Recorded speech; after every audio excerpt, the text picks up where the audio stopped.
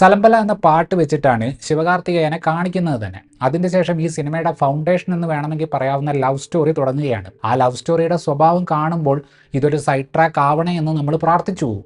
നമ്മൾ കണ്ടുകൊണ്ടിരിക്കുന്ന അവസാനിക്കാത്ത ആക്ഷൻ സീക്വൻസുകൾക്കൊക്കെ കാരണം ഇത്രയും മോശമായിട്ട് എഴുതിയിട്ടുള്ള ഒട്ടും ഡെപ്ത് ഇല്ലാത്ത ഈ ലവ് സ്റ്റോറി ആണ് എന്ന് മനസ്സിലാവുമ്പോൾ രഘു ഒഴികെ ബാക്കി സിനിമ കാണുന്നവർക്കെല്ലാം നായികയായിട്ടുള്ള മാലതിയോട് വെറുപ്പ് മാത്രമേ ഉണ്ടാകാൻ സാധ്യതയുള്ളൂ. രഘുവിന് മാനസികമായി ബുദ്ധിമുട്ടുകൾ ഉണ്ട് എന്നാണ് സിനിമ പറയുന്നത്. എന്നാൽ ഈ മാലതിയുടെ ഫിലോസഫി കണ്ടു കഴിഞ്ഞാൽ പുള്ളിക്കാരിക്കാണ് ട്രീറ്റ്മെന്റ് കിട്ടേണ്ടത് എന്ന് തോന്നിപ്പോകും.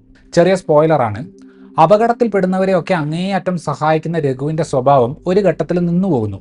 ഡോക്ടറോട് ചോദിക്കുമ്പോൾ അതങ്ങനെ സംഭവിച്ചത് അയാൾക്കിപ്പം മാലതി കുടുംബത്തെ പോലെ ആയതുകൊണ്ടാണ് എന്ന് പറയുന്നു. അതായത് കുടുംബമില്ല എന്ന തോന്നൽ പോയതോടെ അയാളുടെ ഈ സഹായിക്കൽ രോഗാവസ്ഥ മാറിയെന്ന്.